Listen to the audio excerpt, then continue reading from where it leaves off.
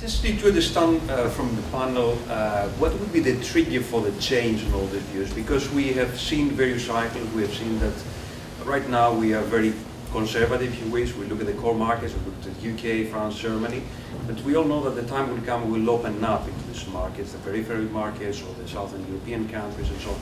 So what in your view would be the trigger for this change of view, at least in the foreseeable future? I don't see a lot of a trigger currently emerging on the horizon that really would kick a lot of money back in this area as it has been, let's say, 5-6 years ago.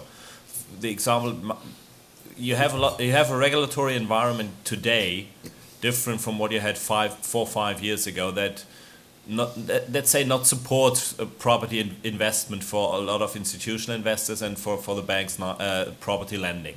So it's more equity intensive as it has been a couple of years ago for most institutional investors.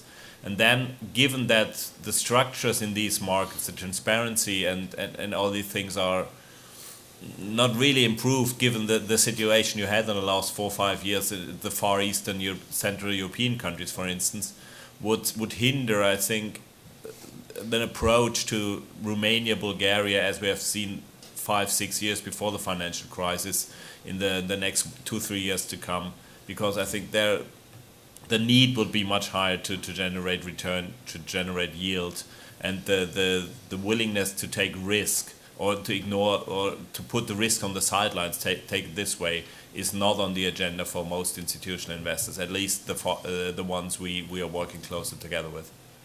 Yeah, I can't see anybody. I don't see any sort of single trigger that will push money further east. I think what will rotate money into Southern Europe will just simply be price, right? If it's cheap enough, they will come. And that, to that extent, there's a lot of us already looking at Southern Europe because it has got a lot cheaper. I think the other thing you want to see is a large, needy community of creditors who need capital. So if you can see a large, needy community of creditors that need money and the price is cheap enough, you will get opportunistic capital flowing in. But even opportunistic capital, I think, is nervous about how far east it reaches, given the fact that Europe is, it's stabilised itself, but nobody is talking about a dramatic eastward expansion of the Eurozone anymore, and I don't think that's going to be on the agenda for a little while. So I think there's going to be a limit to how far we're going to reach.